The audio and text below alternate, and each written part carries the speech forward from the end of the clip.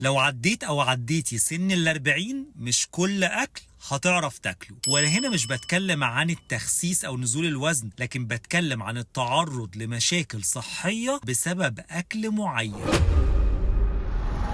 بعد ما تعدي سن ال40 جسمك ما بيعرفش يتصرف مع الانسولين المرتفع بالشكل الطبيعي، لكن تصرفاته بتختلف شوية عن ما قبل سن ال40. عشان كده في انواع اكل محددة ممكن تخليك عرضة لمشاكل صحية كبيرة، على رأسها المعجنات، الدقيق الابيض، النشويات البسيطة. السكر العالي بيخلي هرمون الانسولين عالي دايما في الدم، في الاول يظبط لك سكر الدم وكله بيطلع تمام، لكن مع مرور الوقت وتكرار والإفراط في النشويات البسيطة بيوصل جسمك لحالة من الإجهاد، وتبدأ هنا مرحلة ما قبل السكر أو مقاومة الإنسولين. طب وبعدين ده هيعمل لي إيه؟ ده بيسبب زيادة الدهون اللي في منطقة البطن اللي حوالين الأحشاء الداخلية، وده بيخليك عرضة أكتر من غيرك لمشاكل كتيرة زي أمراض القلب، دهون الدم، الضغط المرتفع، وكمان السكري. الحل مش في المنع، مش اني ابطل نشويات خالص، لكن الحل اني اخد الكمية المناسبة لسني ولوزني. ولو وصلت لغاية اللحظة دي تقدر تكتب لي كومنت بوزنك وسنك، وهبعت لك في رسالة كمية النشويات اللي انت محتاج تاخدها وامتى واني اصناف بالظبط. ما تنساش تعمل لايك ومتابعة للاكاونت